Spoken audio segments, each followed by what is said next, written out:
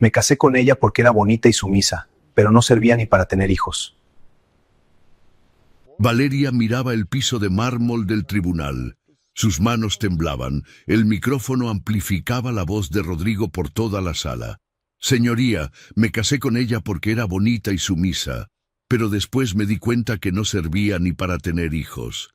Es estéril. El silencio fue absoluto. Valeria apretó el sobre manila contra su pecho. Las lágrimas no cayeron, pero sus nudillos se pusieron blancos. Fernanda, su abogada, le susurró al oído sin apartar la vista del frente. No reacciones. Eso es lo que quiere, pero era tarde. Rodrigo sonreía. Bruno Santillán, su abogado, tomaba notas en la tablet sin levantar la mirada. La jueza Bermúdez observaba con expresión neutra desde el estrado. Y en la banca del fondo, Jimena Elizondo, hermana de Rodrigo, sonreía con satisfacción. Valeria cerró los ojos. 9 años de matrimonio se desmoronaban en una mañana. Si estás viendo nuestras historias, cuéntanos desde dónde nos acompañas. Nos encanta leer sus comentarios y saber que estas historias llegan a todos ustedes. Ahora, regresemos al inicio de este día que cambiaría la vida de Valeria para siempre. El juzgado familiar de Guadalajara olía a papel viejo y café frío. Valeria empujó la puerta de cristal con esfuerzo. Pesaba más de lo que parecía. El sobre manila arrugado en su mano derecha estaba húmedo por el sudor. Llevaba el mismo vestido beige que había usado toda la semana. No tenía otro. El dobladillo estaba deshilachado.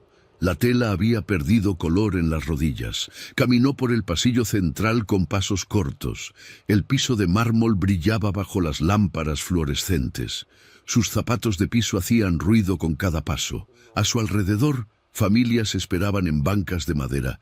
Niños corrían. Abogados revisaban expedientes. Secretarias cargaban pilas de folders amarillos. Valeria buscó el número de sala en el papel arrugado que traía en el bolsillo. Sala 7, segunda planta. Subió las escaleras despacio. Cada escalón era un esfuerzo. No había dormido bien en semanas. Las ojeras bajo sus ojos delataban las noches en vela. El estómago vacío le dolía. No había desayunado. No tenía dinero para desayunar. Llegó a la puerta de la sala 7. Respiró hondo. Empujó la puerta. Afuera, en el estacionamiento del tribunal, una camioneta BMW negra se detuvo frente a la entrada principal. Las llantas rechinaron contra el pavimento. La puerta del conductor se abrió. Rodrigo Elizondo bajó con lentes oscuros y camisa de lino blanca. El reloj en su muñeca brillaba bajo el sol. Del lado del copiloto bajó Bruno Santillán, su abogado. Traje gris entallado, portafolio de piel. Tablet de última generación bajo el brazo. Ambos caminaron hacia la entrada riendo. Bruno mostraba algo en la pantalla de la tablet. Rodrigo asentía. Sus risas resonaban por el estacionamiento. La gente volteaba a verlos. Rodrigo disfrutaba la atención. Siempre la había disfrutado. «Esto será rápido», dijo Bruno mientras guardaba la tablet. «Ella no tiene nada, ni bienes, ni defensa. Saldrás de aquí libre y sin deudas». Rodrigo sonrió. Se quitó los lentes oscuros y los colgó del cuello de la camisa. Debía hacer esto hace años. Entraron al edificio. Subieron al segundo piso. No usaron las escaleras. Usaron el elevador. Llegaron a la sala 7 5 minutos antes de la hora señalada. Rodrigo abrió la puerta sin tocar. Entró como si fuera su oficina. Bruno lo siguió. Ambos se sentaron en la mesa de la parte demandante. Sacaron documentos, organizaron folders. Bruno encendió la tablet y abrió archivos. Valeria ya estaba sentada del otro lado, sola, sin abogada, sin carpetas, solo el sobre manila arrugado sobre la mesa. Rodrigo no la miró. Bruno tampoco. Para ellos, ella ya no existía. La puerta trasera del estrado se abrió. Entró la jueza Claudia Bermúdez, mujer de 55 años, cabello gris recogido en un moño apretado, lentes gruesos con marco metálico, toga negra impecable. Caminó con pasos firmes hasta su asiento. Se acomodó. Abrió el expediente frente a ella. Revisó las primeras hojas sin expresión. Sus ojos se movían rápido detrás de los lentes. Caso 4478-2-024, dijo con voz clara y sin emoción. Divorcio necesario. Procedan. Golpeó el mazo una vez. El sonido resonó en la sala. Bruno Santillán se puso de pie sin esperar permiso. No pidió la palabra. Simplemente la tomó. Su voz era firme, segura. Había hecho esto cientos de veces. Señoría, este caso es simple. Mi cliente busca divorcio de una mujer que nunca aportó nada al matrimonio. Ella no trabajó, no generó ingresos, no tiene bienes propios. Vivió 9 años a costa de mi cliente. Valeria bajó la mirada. Sus manos se cerraron en puños bajo la mesa. La jueza Bermúdez levantó la vista del expediente. La parte demandada tiene representación legal. Valeria miró hacia la puerta. Nadie. Su abogada no había llegado. El reloj en la pared marcaba las 10:05. La audiencia había comenzado a las 10 en punto. El pánico subió por su garganta. Tragó saliva. Abrió la boca para responder. La puerta de la sala se abrió con estrépito. Entró corriendo una mujer de 30 y tantos años. Cabello castaño recogido en una cola de caballo despeinada. Blusa blanca arrugada. Falda negra. Zapatos sin tacón. Cargaba un portafolio desgastado que dejaba caer papeles al caminar. «Disculpe, señoría», dijo entre respiraciones agitadas. «Vengo de otra audiencia, licenciada Fernanda Campos, representación de oficio de la parte demandada». La jueza Bermúdez la miró con desaprobación. No dijo nada, solo asintió. Fernanda se dejó caer en la silla junto a Valeria. Le sonrió brevemente. Valeria no respondió la sonrisa. Fernanda abrió el portafolio, sacó el expediente, lo revisó rápidamente. 3 hojas, eso era todo. 3 hojas para representar 9 años de matrimonio. Bruno Santillán no esperó más. Volvió a ponerse de pie. Esta vez tenía papeles en la mano. «Señoría, permítame presentar las pruebas. La señora Elizondo no trabajó durante los 9 años de matrimonio. No tiene cuentas bancarias a su nombre. No cursó ninguna carrera universitaria. No generó ingresos propios. Vivió completamente mantenida por mi cliente». Extendió los documentos hacia el secretario judicial. Este los tomó y los entregó a la jueza. Bermúdez los revisó sin prisa, página por página. Sus ojos se movían de izquierda a derecha detrás de los lentes gruesos. Rodrigo se inclinó hacia adelante en su silla. Quería hablar. Bruno le puso una mano en el hombro. Todavía no, pero Rodrigo no se contuvo. «Es una mantenida profesional, señoría», dijo con voz fuerte. «Eso es lo que es». Fernanda se puso de pie de inmediato. Su silla rechinó contra el piso. «Objeción, señoría. Mi clienta se dedicó al hogar por acuerdo mutuo con su esposo. Eso no la hace una mantenida, la hace ama de casa. Un rol reconocido constitucionalmente y valorado socialmente». La jueza Bermúdez levantó una mano.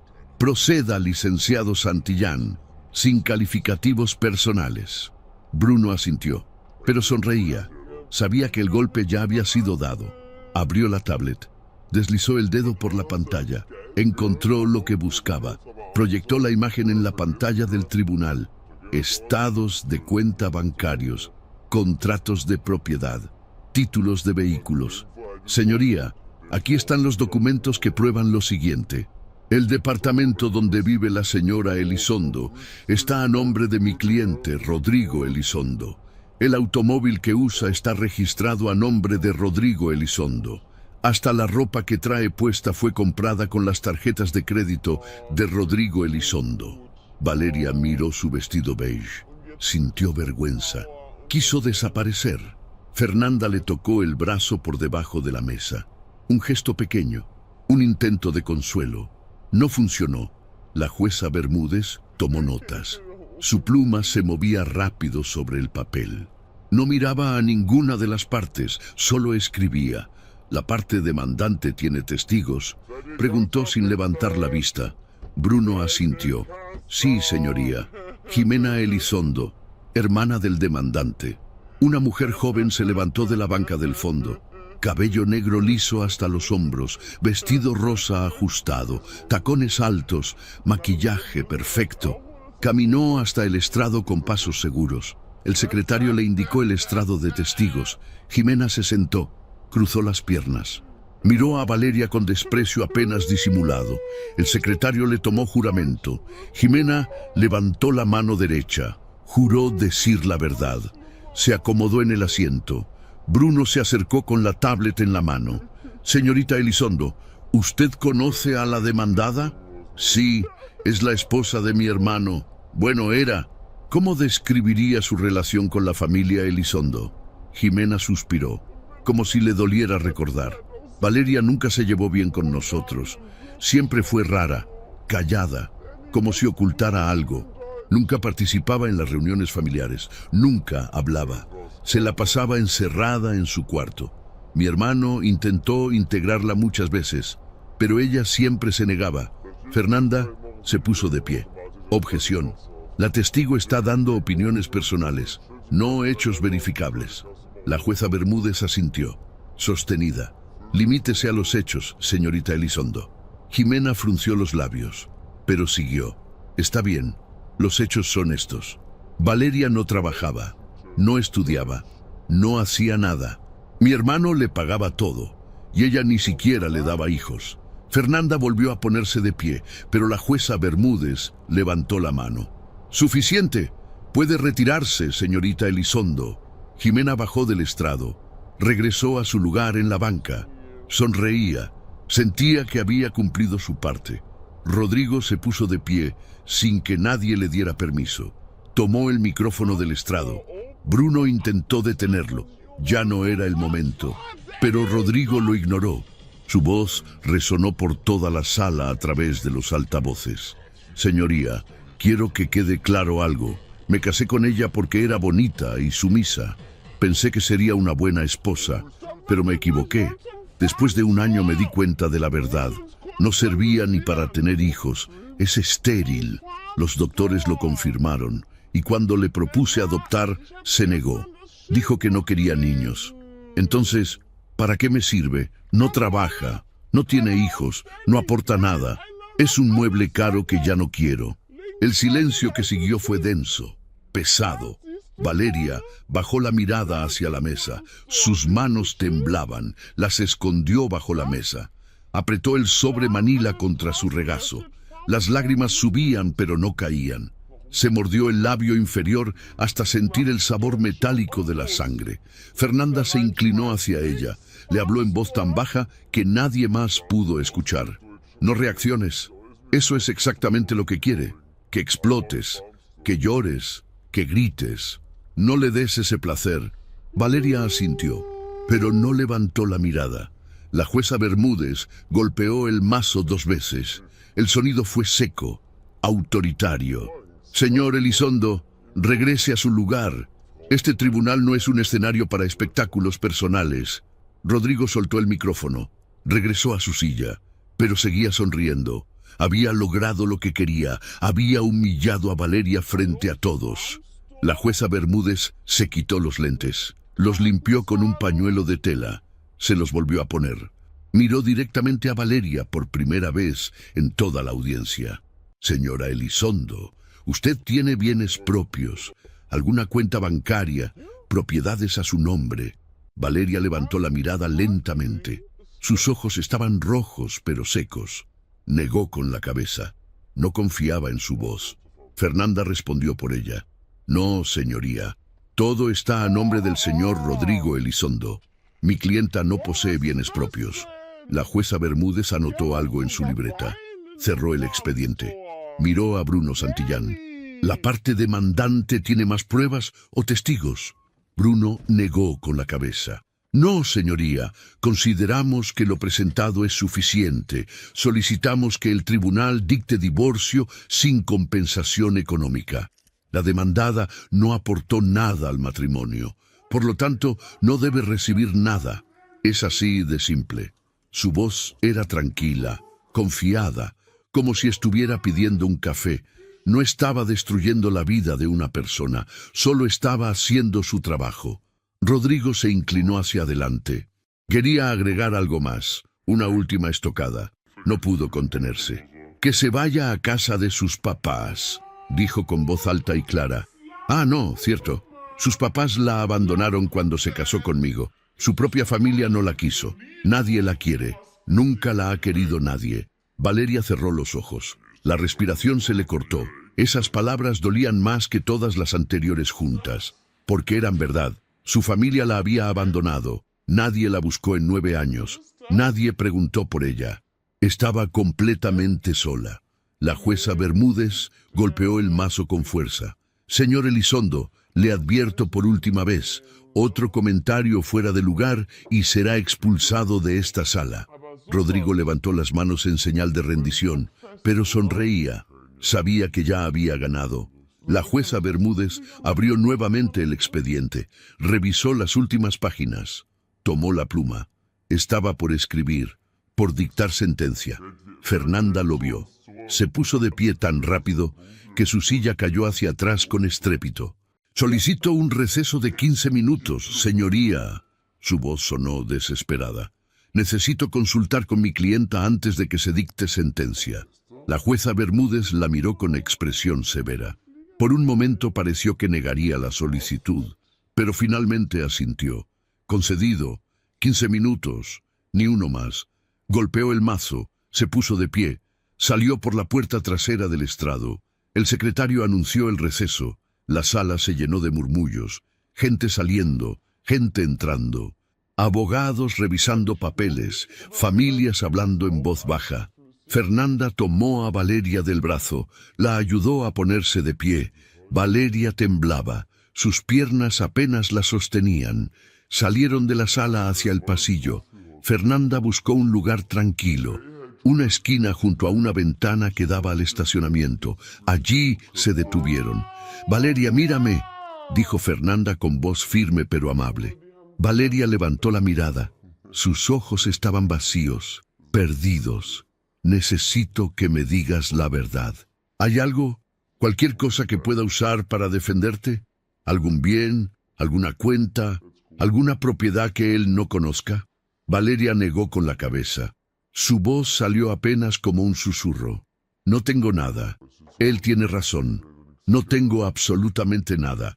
Apretó el sobre manila contra su pecho, como si fuera lo único que la mantenía de pie. Fernanda miró el sobre. Lo había visto desde el inicio de la audiencia, pero no había preguntado qué contenía. «¿Qué hay en ese sobre?», preguntó señalándolo. Valeria lo miró. Por primera vez en toda la mañana, algo cambió en su expresión. No era esperanza, era miedo. Miedo mezclado con algo más, algo que Fernanda no podía identificar. «Documentos», respondió Valeria en voz baja. «Solo documentos». Pero la forma en que lo sostenía decía lo contrario. Lo sostenía como si guardara un secreto que podía cambiar todo o destruir todo. Fernanda extendió la mano. «Déjame verlos. Quizá haya algo que pueda ayudar». Valeria dudó. Sus dedos apretaron más el sobre. Por un momento pareció que se negaría, pero finalmente aflojó el agarre. Le entregó el sobre a Fernanda con manos temblorosas. El reloj del pasillo marcaba 10 minutos de receso. Quedaban 5 minutos.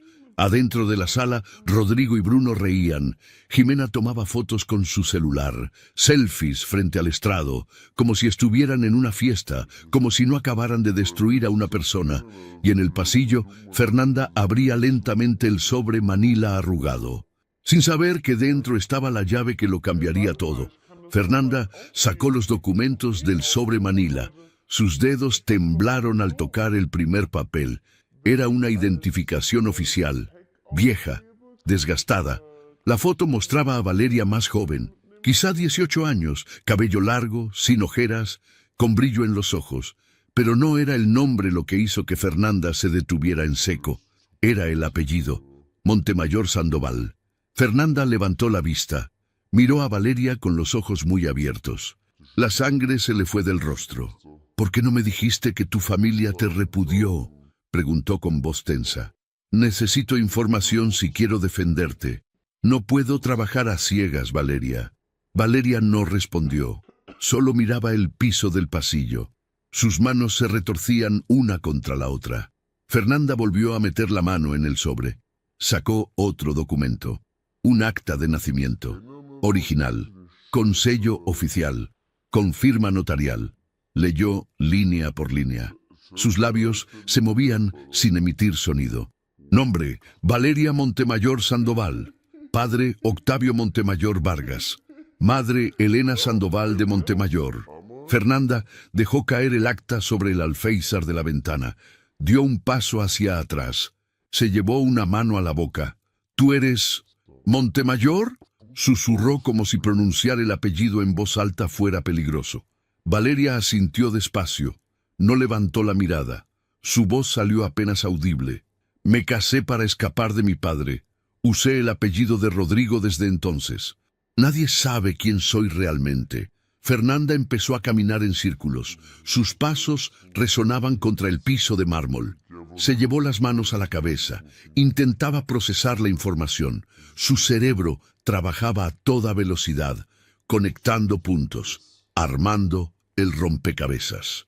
Valeria, dijo deteniéndose frente a ella, tu padre es el magistrado Octavio Montemayor. Él es el juez más poderoso de Jalisco. Preside la sala civil del Tribunal Superior. Todos los jueces de este edificio responden ante él. Todos. Valeria se dejó caer contra la pared.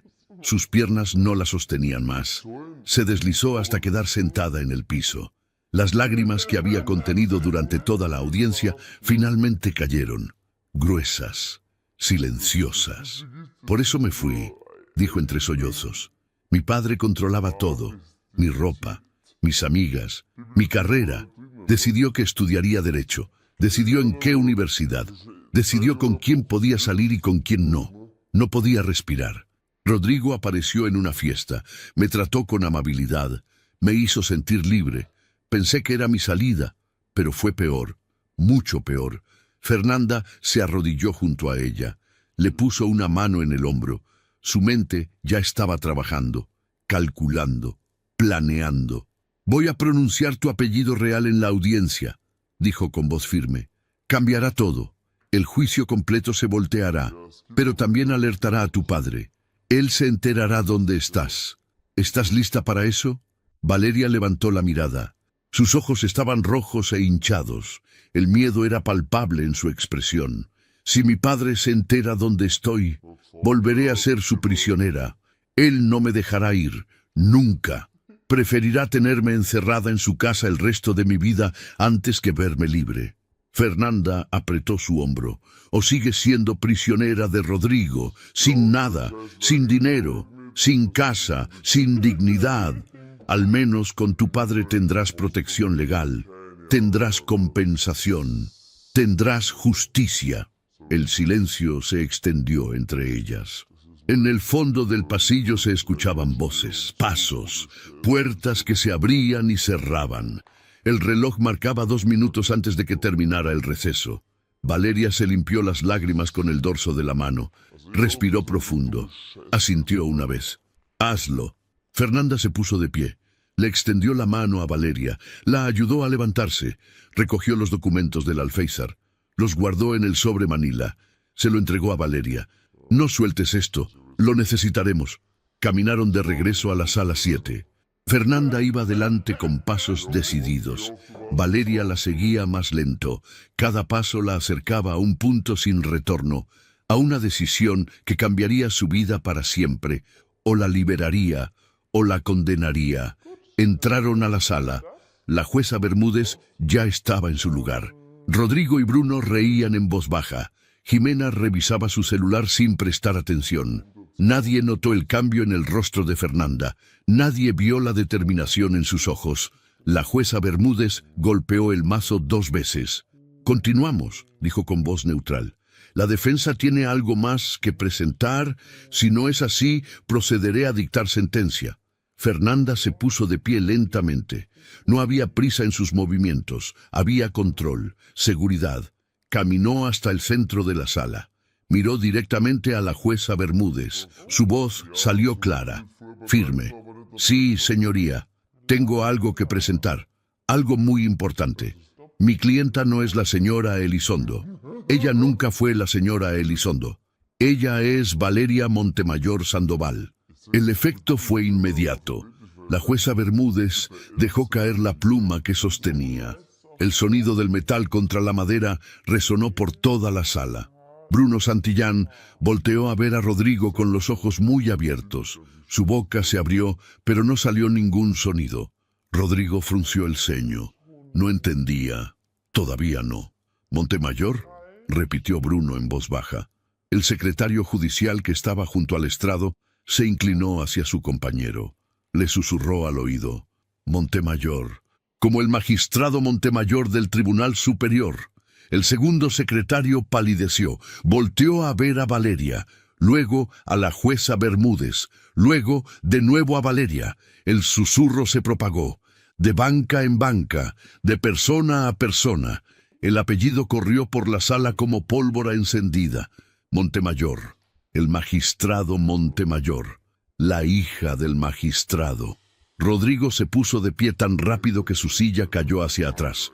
Su rostro estaba rojo. Las venas de su cuello se marcaban. Señaló a Valeria con el dedo índice.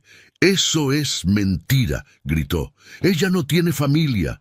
Ella me dijo que era huérfana. Me mintió. Todo es mentira». Fernanda no se inmutó. Caminó hacia Valeria. Le extendió la mano. Valeria le entregó el sobre manila. Fernanda sacó el acta de nacimiento original. La levantó en alto. Caminó hasta el estrado. Se la entregó directamente a la jueza Bermúdez. «Aquí está el acta de nacimiento original, señoría, con sello oficial, con firma notarial. Mi clienta es Valeria Montemayor Sandoval, hija del magistrado Octavio Montemayor Vargas, presidente de la Sala Civil del Tribunal Superior de Justicia de Jalisco». La jueza Bermúdez tomó el documento con manos que temblaban visiblemente. Se quitó los lentes, los limpió con el pañuelo, se los volvió a poner. Leyó el acta línea por línea. Sus labios se movían sin emitir sonido. Verificó el sello, verificó la firma, lo leyó de nuevo. Levantó la vista hacia Valeria, luego hacia Fernanda, luego de nuevo al documento. «Es auténtico», dijo en voz apenas audible. «Ella es hija del magistrado Octavio Montemayor, presidente de la Sala Civil». El silencio que siguió fue absoluto. Nadie se movía, nadie respiraba. Todos miraban a Valeria como si la vieran por primera vez. Ya no era la mujer humillada, la mujer sin nada, la mantenida. Era alguien completamente diferente, alguien peligroso, alguien con poder. Bruno Santillán guardó sus documentos en el portafolio con movimientos torpes. Sus manos temblaban. Miró a Rodrigo con expresión de pánico. Rodrigo no lo miraba. Tenía los ojos fijos en Valeria. En su rostro había confusión, miedo, furia, todo mezclado. Jimena dejó de revisar su celular. Lo guardó en su bolso lentamente. Se hundió en la banca como si quisiera desaparecer. Las puertas dobles de la sala se abrieron de golpe. El sonido resonó como un trueno. Todos voltearon. En el umbral estaba un hombre de aproximadamente 65 años. Alto, espalda recta, cabello blanco perfectamente peinado hacia atrás, toga negra con insignia dorada en el pecho, bastón de caoba con empuñadura de plata en la mano derecha, lentes de marco dorado. Detrás de él entraron dos hombres jóvenes con traje oscuro, asistentes legales. Cargaban portafolios de piel, tablets, carpetas. El magistrado Octavio Montemayor. Su presencia llenaba el espacio. Dominaba la sala sin decir una palabra. Caminó despacio por el pasillo central. El bastón golpeaba el piso con cada paso. Toc, toc, toc. El sonido marcaba el ritmo. Todos lo miraban. Nadie se atrevía a hablar. Se detuvo al centro de la sala. Giró la cabeza lentamente hacia Valeria. Su expresión era inescrutable. No había emoción en su rostro, ni alegría, ni sorpresa, ni enojo, solo una máscara de neutralidad absoluta. Valeria bajó la mirada. No podía sostenerle la mirada a su padre. Nunca había podido. Octavio giró la cabeza hacia Rodrigo. Sus ojos se entrecerraron levemente. El desprecio era palpable. No hacía falta que hablara, su mirada decía todo. Rodrigo dio un paso hacia atrás, chocó contra la mesa, casi cae. Octavio habló finalmente. Su voz era grave, tranquila, pero cargada de autoridad absoluta. ¿Tú te atreviste a humillar a mi hija en un tribunal? No era una pregunta, era una sentencia. Rodrigo abrió la boca, la cerró, la volvió a abrir. Las palabras no salían. Bruno Santillán se había hecho invisible detrás de la mesa. Jimena miraba al piso con intensidad. Y yo no sabía, tartamudeó Rodrigo finalmente. Ella nunca me dijo. Yo pensé que era nadie. Octavio dio un paso hacia adelante, solo uno, pero fue suficiente para que Rodrigo retrocediera dos. El bastón golpeó el piso con fuerza. ¿Nadie?, repitió Octavio con voz peligrosamente calmada. ¿Llamaste nadie a la hija de un magistrado del Tribunal Superior? Rodrigo no respondió. No podía. El miedo le había cerrado la garganta. Octavio se volvió hacia la jueza Bermúdez. Claudia Bermúdez estaba pálida. Sus manos temblaban sobre el expediente. Había presidido cientos de audiencias. Había enfrentado a abogados agresivos, testigos hostiles, casos complicados, pero nunca había tenido al magistrado Montemayor en su sala. Nunca. Señoría Bermúdez, dijo Octavio con tono formal, solicito personarme como representante legal de mi hija. Asumo su defensa a partir de este momento. No era una solicitud, era una declaración. Fernanda lo entendió inmediatamente. Dio un paso atrás. Su trabajo había terminado. Había logrado lo que necesitaba. Había pronunciado el apellido. Había traído al magistrado. Ahora ella era innecesaria. La jueza Bermúdez asintió varias veces. Demasiado rápido, demasiado ansioso. Concedido, magistrado Montemayor. Por supuesto, concedido. Fernanda recogió su portafolio. Caminó hacia atrás. Se sentó en la última banca de la sala. Desde allí observaba todo con expresión triste. Sabía cómo terminaría esto. Lo había sabido desde el momento en que leyó el acta de nacimiento. Uno de los asistentes legales de Octavio se adelantó. Subió al estrado. Le entregó a la jueza Bermúdez una carpeta gruesa. Ella la abrió con manos temblorosas. Dentro había documentos perfectamente organizados, con separadores de colores, con post-its marcando secciones importantes. Aquí está la demanda ampliada, dijo Octavio sin moverse de su lugar. Divorcio por causales graves, violencia psicológica, humillación pública, abandono emocional, compensación económica de 5 millones de pesos. Bruno Santillán encontró su voz. Se puso de pie. Intentaba mantener la compostura profesional, pero su voz salía temblorosa. Eso es excesivo, magistrado. La ley establece que la compensación debe ser proporcional a... Octavio lo interrumpió sin levantar la voz, solo girando la cabeza hacia él. La mirada que le dio fue suficiente para callarlo. ¿Usted va a decirme que es excesivo en mi tribunal, abogado? Bruno cerró la boca. Se sentó lentamente. No volvió a hablar. Octavio caminó unos pasos más. Se detuvo frente al estrado. Apoyó ambas manos sobre el bastón. Su postura era relajada, pero su presencia seguía siendo imponente. Mi hija, dijo enumerando con voz clara y severa. Renunció a su herencia, renunció a su educación en Europa, renunció a su posición social, todo para casarse con este individuo. Señaló a Rodrigo sin mirarlo, como si no mereciera ni su atención visual. Rodrigo intentó defenderse una última vez. Su voz salió desesperada. Magistrado, yo la traté bien, le di techo, le di comida, le di ropa, le di todo lo que necesitaba. Octavio finalmente lo miró directamente. Su expresión no cambió, pero sus palabras fueron como cuchillos. ¿Le diste dignidad? ¿Le diste respeto? No.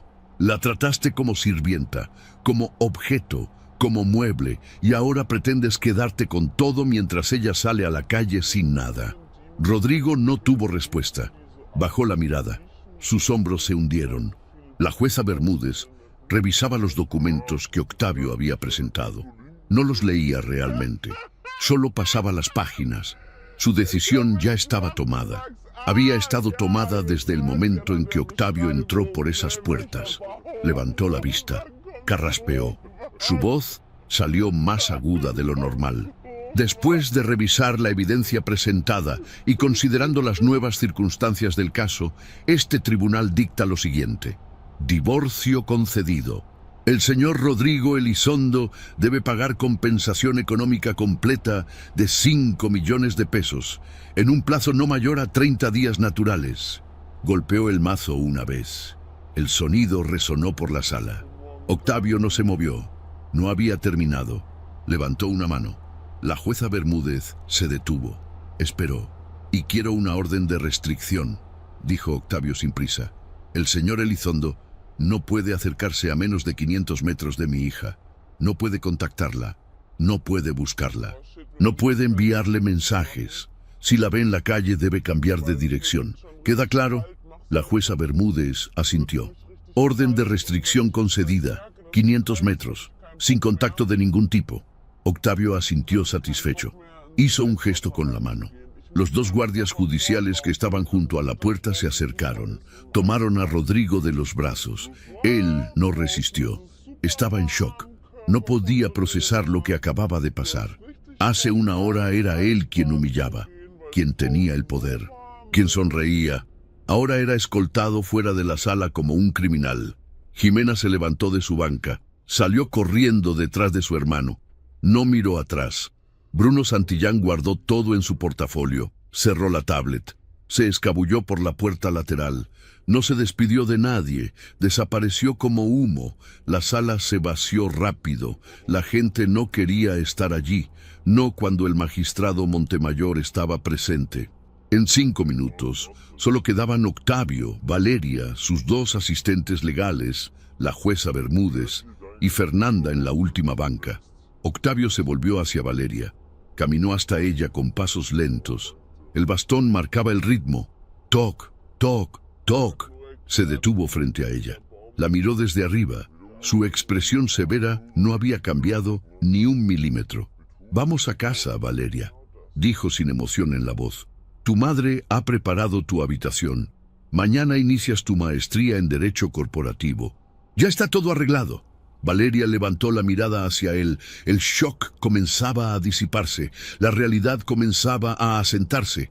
Había ganado el juicio. Había ganado la compensación. Había ganado justicia. Pero había perdido algo más. Algo que no podía recuperar.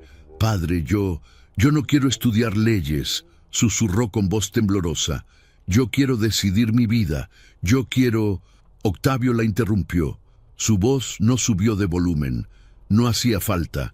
Tomaste una decisión hace 9 años. Mira cómo terminó. Ya no confío en tus decisiones, Valeria. Es por tu bien. Ahora yo decidiré por ti». Le extendió el brazo. No era una invitación, era una orden. Valeria miró ese brazo, miró a su padre, miró hacia atrás. Fernanda la observaba desde la última banca con expresión triste, comprensiva. Valeria quiso pedirle ayuda, quiso gritarle que no la dejara ir, pero no lo hizo, porque sabía que no había nada que Fernanda pudiera hacer. Tomó el brazo de su padre, se puso de pie, caminaron juntos hacia la salida. Los 2 asistentes legales los siguieron. La jueza Bermúdez los vio irse sin decir nada. Cuando la puerta se cerró detrás de ellos, dejó caer la cabeza entre las manos. Fernanda permaneció sentada en la última banca. Miraba la puerta cerrada. Acababa de presenciar una victoria legal perfecta. Divorcio concedido, compensación millonaria, orden de restricción, justicia absoluta. Pero no sentía satisfacción, solo una tristeza profunda, porque sabía la verdad. Valeria había escapado de una jaula, solo para entrar directa a otra. En el estacionamiento, un Mercedes-Benz negro esperaba con el motor encendido. Un chofer con uniforme sostenía la puerta trasera abierta. Octavio subió primero. Valeria lo siguió. Se sentó junto a la ventana. El chofer cerró la puerta. El sonido fue definitivo, final. El auto comenzó a moverse. Valeria miró por la ventana trasera. El Palacio de Justicia de Guadalajara se alejaba poco a poco. Sus columnas blancas, sus ventanas amplias. El lugar donde había ganado su libertad legal. El lugar donde había perdido su libertad personal. Octavio miraba hacia adelante. Sus manos descansaban sobre el bastón. No miraba a Valeria. No necesitaba hacerlo. Ahora estás protegida, hija, dijo sin voltear. Nunca más volverás a sufrir. Yo me encargaré de todo, de todo. Valeria no respondió. Solo siguió mirando por la ventana. Las lágrimas corrían por sus mejillas en silencio, pero su padre no las vio, o no quiso verlas. El Mercedes se perdió entre el tráfico de Guadalajara, y con él la última oportunidad de Valeria de ser libre. El Mercedes-Benz negro avanzaba por las calles de Guadalajara. El tráfico de mediodía obligaba al chofer a detenerse cada 2 cuadras. Octavio Montemayor miraba por la ventana con expresión neutra. Sus manos descansaban sobre el bastón de caoba. Valeria iba junto a él. Miraba sus propias manos sobre el regazo. Todavía temblaban. No había dejado de temblar desde que salieron del tribunal. El silencio dentro del auto era denso, pesado. Valeria quería hablar, quería preguntar, quería entender qué acababa de pasar. Pero las palabras no salían. Nunca habían salido cuando estaba cerca de su padre. Él tenía ese efecto. Su sola presencia la silenciaba. El auto giró en una avenida amplia, árboles a ambos lados, casas grandes con rejas altas, jardines cuidados. Valeria reconoció el camino. Lo había recorrido cientos de veces durante su infancia y adolescencia. Cada árbol, cada bache, cada esquina. La memoria regresaba con fuerza dolorosa. «Tu madre preparó tu comida favorita», dijo Octavio sin voltear a verla. «Pollo en mole, arroz blanco, frijoles de la olla, como te gustaba». Valeria no respondió. No recordaba cuál era su comida favorita. Hacía tanto tiempo. Quizá nunca lo supo realmente. Quizá siempre había sido la comida favorita de su padre. El auto se detuvo frente a una reja de hierro forjado, negra, alta, con puntas en la parte superior. El chofer bajó, marcó un código en el teclado junto a la entrada. La reja se abrió lentamente con un chirrido metálico. El auto avanzó por un camino de adoquín. A ambos lados, jardines perfectamente cuidados, rosas rojas, bugambilias moradas, pasto verde sin una sola hoja seca. La casa apareció al fondo, colonial, 2 pisos, cantera rosa, ventanas con rejas decorativas, puerta de madera maciza con remaches de bronce. Valeria la había odiado toda su vida, y ahora estaba de regreso. El chofer abrió la puerta del auto. Octavio bajó primero, apoyó el bastón en el suelo, extendió la mano hacia Valeria. Ella la tomó. No tenía opción. Bajó del auto. Sus piernas apenas la sostenían. El vestido beige se veía aún más gastado bajo la luz del sol. Más viejo, más triste. La puerta principal se abrió antes de que llegaran. Una mujer de 60 años apareció en el umbral. Cabello castaño con canas, recogido en un chongo bajo, vestido azul marino hasta las rodillas, perlas en el cuello, zapatos de tacón bajo, maquillaje discreto. Elena Sandoval de Montemayor, su madre. «Valeria», dijo con voz controlada, sin emoción visible, como si su hija hubiera regresado de una semana de vacaciones, no de 9 años de ausencia. Valeria se detuvo frente a ella. No sabía qué hacer. ¿Abrazarla? ¿Hablarle? ¿Disculparse? Elena decidió por ella. Le dio un beso en la mejilla, frío, formal, como si saludara a una conocida en una reunión social. «Pasa, la comida está lista». Entraron a la casa. El recibidor era exactamente como Valeria lo recordaba. Piso de mármol blanco, escalera de cantera con barandal de hierro forjado, cuadros de paisajes jaliscienses en las paredes, un crucifijo de madera sobre una mesa de caoba, el olor a lavanda y madera pulida, todo igual, como si el tiempo no hubiera pasado, como si ella nunca se hubiera ido. Octavio caminó directo hacia su estudio. Cerró la puerta sin decir palabra. Elena condujo a Valeria hacia el comedor, mesa larga de madera oscura, 12 sillas tapizadas en terciopelo verde, candelabros de plata, vajilla de porcelana blanca con filo dorado. La mesa estaba puesta para 3 personas. Padre en la cabecera, madre a su derecha, Valeria a su izquierda. «Siéntate», dijo Elena señalando la silla. «Iré por la comida». Valeria se sentó. La silla era incómoda, demasiado recta, demasiado rígida. Recordaba haberla odiado desde niña.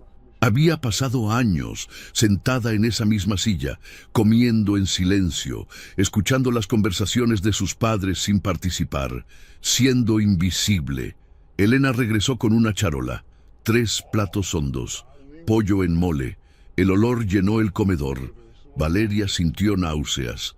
No había comido en todo el día, pero no tenía hambre. El estómago se le cerraba. Octavio salió del estudio, se lavó las manos en el baño junto al recibidor, entró al comedor, se sentó en su lugar sin mirar a nadie. Elena sirvió el arroz, los frijoles, las tortillas recién hechas, todo en silencio. El único sonido era el tintineo de los cubiertos contra la porcelana. Comieron. Nadie hablaba. Valeria movía la comida en el plato sin comer realmente. Octavio terminó primero. Limpió su boca con la servilleta de tela, la dobló con cuidado, la dejó junto al plato. «Mañana a las 7 de la mañana te inscribes en la Universidad Panamericana», dijo mirando directamente a Valeria. «La maestría en Derecho Corporativo. Ya hablé con el director. Ya está todo arreglado. Inicias clases el lunes». Valeria dejó el tenedor sobre el plato. El sonido resonó más fuerte de lo esperado. Levantó la mirada hacia su padre. «Padre, yo no quiero estudiar Derecho. Ya te lo dije». Octavio la miró como si acabara de decir algo absurdo, como si fuera una niña pequeña diciendo que no quería ir a la escuela. «No estoy preguntando qué quieres, Valeria. Te estoy diciendo qué vas a hacer. Tomaste una decisión por tu cuenta hace 9 años. Te casaste con ese hombre sin mi permiso. Mira cómo terminó. Humillada en un tribunal. Sin dinero, sin dignidad.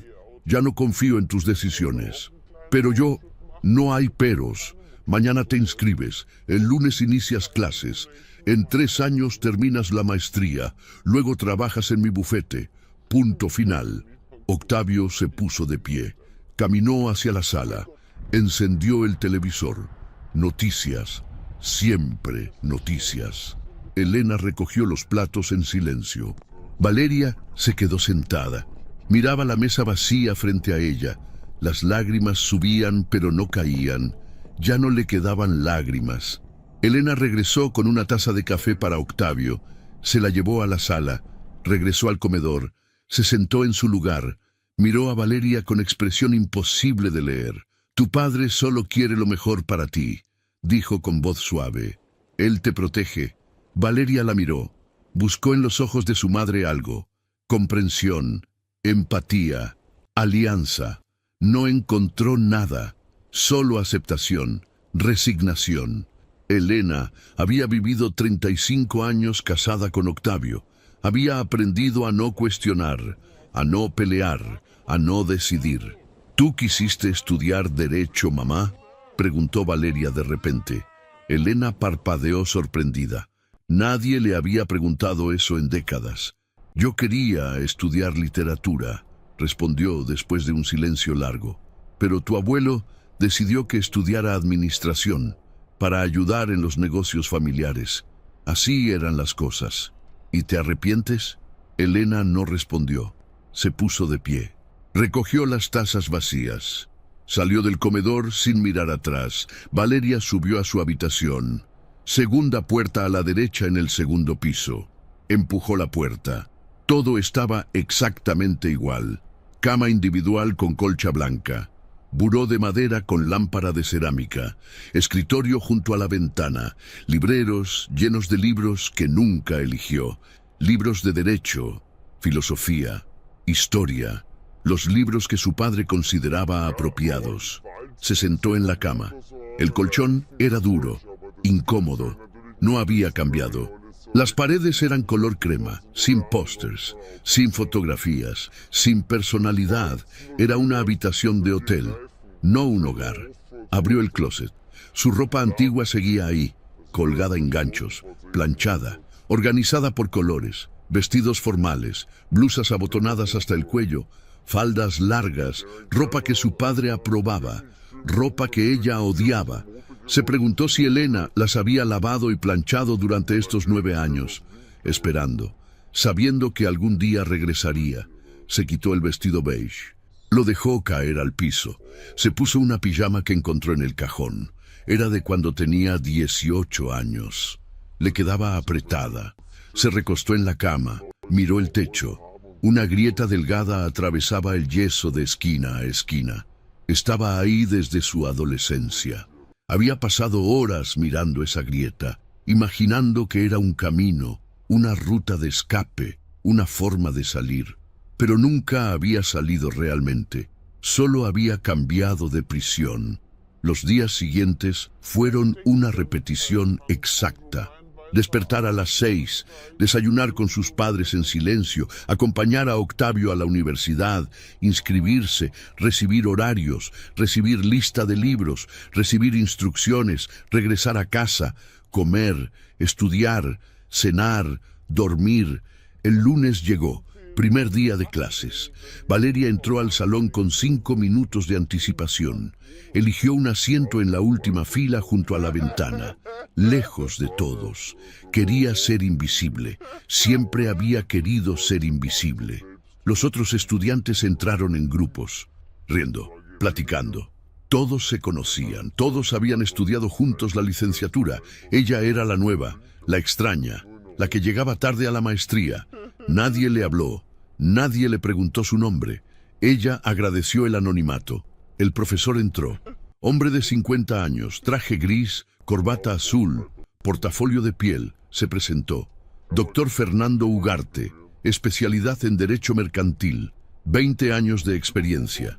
Empezó la clase sin preámbulos. Valeria intentó concentrarse. Tomaba notas mecánicamente. Su mente estaba en otro lado, en el tribunal, en Rodrigo, en Fernanda, en la decisión que había tomado, en las consecuencias que no había previsto. Las semanas pasaron lentas. Valeria iba a clases, regresaba a casa, estudiaba, no hablaba con nadie, no hacía amigos, no participaba en clase. Los profesores la ignoraban. Los compañeros la ignoraban. Era un fantasma moviéndose por los pasillos. Un mes después del juicio, el dinero de la compensación llegó. 5 millones de pesos. Transferencia directa a una cuenta que Octavio había abierto a nombre de Valeria. Pero Valeria no tenía acceso a esa cuenta. Octavio había guardado las tarjetas, los documentos, todo. «No necesitas dinero ahora», le dijo cuando ella preguntó. «Vives aquí. Comes aquí, estudias. ¿Para qué necesitas dinero? Yo lo administro por ti. Es más seguro». Valeria no discutió. ¿Para qué? Sabía cómo terminaría. Sabía que no tenía voz, no tenía voto, no tenía control. Una tarde, 2 meses después de su regreso, Valeria salió al jardín. Se sentó en la banca de piedra bajo el árbol de jacaranda, el mismo árbol donde se sentaba de niña, donde leía, donde soñaba con escapar. Las flores moradas caían sobre el pasto, formaban una alfombra suave y frágil. Escuchó pasos detrás de ella. Elena salió de la casa con 2 tazas de té. Le extendió una a Valeria. Se sentó a su lado. Bebieron en silencio. El té estaba tibio, dulce. ¿Eres feliz, mamá?, preguntó Valeria sin mirarla. Elena tardó en responder. Cuando lo hizo, su voz sonó cansada, resignada. La felicidad es un lujo, Valeria. Yo tengo seguridad, tengo estabilidad, tengo respeto social. Eso es suficiente. Pero no es felicidad. No, admitió Elena. No lo es. Se quedaron en silencio. Las flores de jacaranda seguían cayendo, una a una, llenando el pasto de color. Valeria pensó en Fernanda, en su rostro triste en la última banca del tribunal, en su expresión de comprensión, de lástima. Fernanda lo había sabido. Desde el principio había sabido cómo terminaría todo. Gané el juicio, dijo Valeria en voz baja. Obtuve el divorcio, obtuve la compensación, obtuve justicia. Sí, respondió Elena, pero perdí mi libertad. Elena no respondió, no hacía falta, ambas conocían la respuesta. Valeria miró el cielo. Las nubes se movían lento sobre Guadalajara, libres, sin rumbo, sin control, todo lo que ella nunca sería. Esa noche, Valeria se quedó despierta hasta tarde, miraba el techo, la grieta que atravesaba el yeso, se preguntó si Rodrigo habría pagado la compensación. Se preguntó si estaría furioso, se preguntó si se habría arruinado. Luego se preguntó por qué le importaba. Él la había humillado, la había despreciado, la había tratado como basura. Merecía sufrir, pero el sufrimiento de Rodrigo no le devolvía su libertad, no le devolvía su autonomía, no le devolvía su vida. Se levantó de la cama.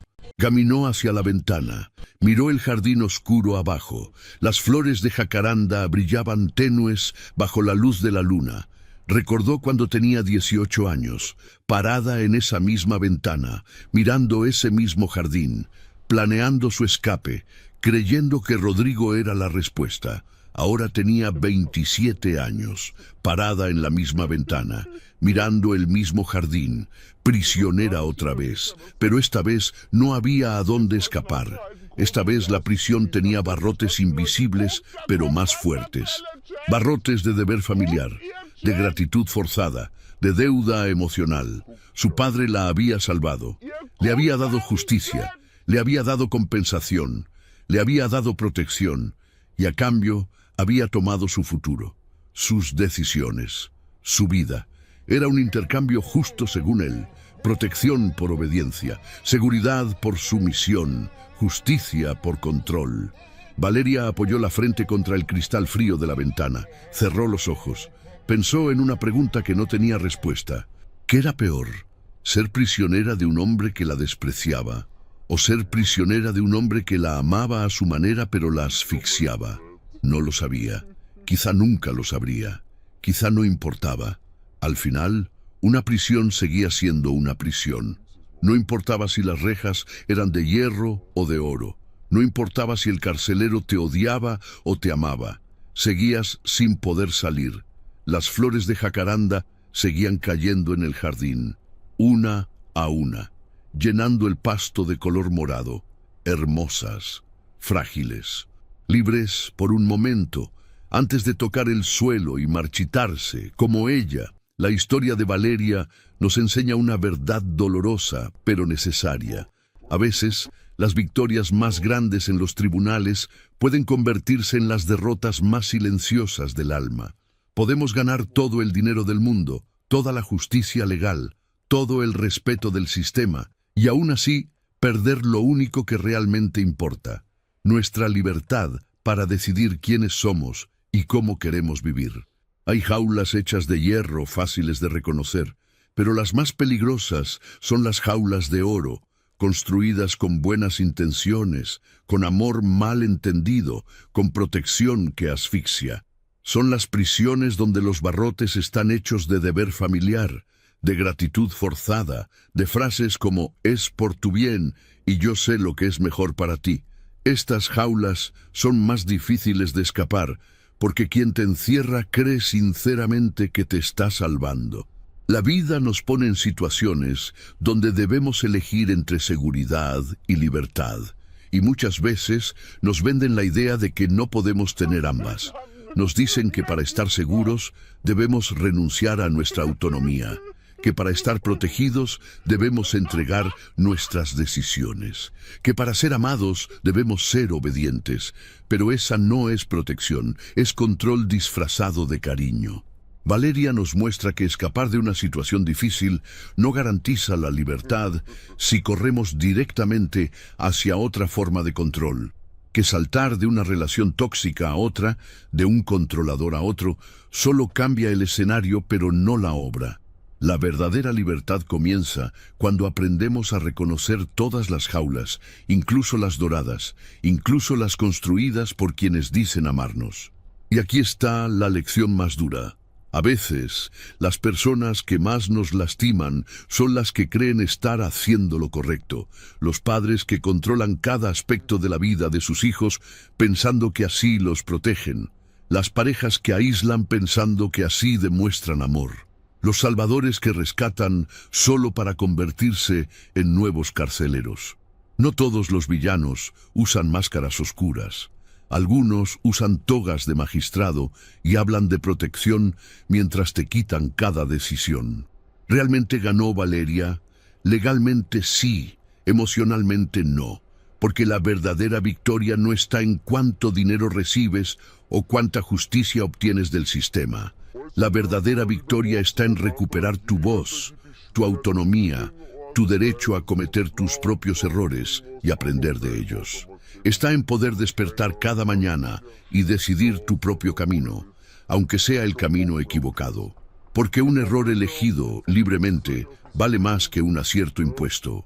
Si algo nos deja esta historia es esto. Ten cuidado con quién entregas las llaves de tu vida. Ten cuidado con quién toma decisiones por ti, aunque digan que es por tu bien. Ten cuidado con aceptar ayuda que viene con cadenas invisibles. Porque el peor tipo de prisión es aquella donde te convencen de que en realidad eres libre. La próxima vez que alguien te diga, yo decido por ti porque sé lo que es mejor, pregúntate, ¿estoy siendo protegida o estoy siendo controlada? ¿Esto es amor o es posesión? ¿Esto es apoyo o es una jaula de oro? Y si te encuentras en una situación donde ganaste la batalla legal, pero perdiste tu libertad personal, recuerda que nunca es tarde para empezar de nuevo. Que la verdadera fuerza no está en tener a alguien poderoso que pelee por ti, sino en encontrar tu propia voz para pelear por ti misma. Porque al final del día, la libertad no se negocia. O eres libre o no lo eres. No existe libertad a medias. No existe autonomía supervisada, no existe independencia con condiciones. Si esta historia te hizo reflexionar, si reconociste algo de tu propia vida en la historia de Valeria, déjanos un comentario contándonos desde dónde nos estás viendo. Tus palabras nos inspiran a seguir creando estas historias que tocan el alma. Y no te vayas todavía, porque la próxima historia que aparece en tu pantalla te va a dejar sin aliento. Dale clic ahora mismo. Te prometemos que no te vas a arrepentir. Nos vemos en la próxima historia.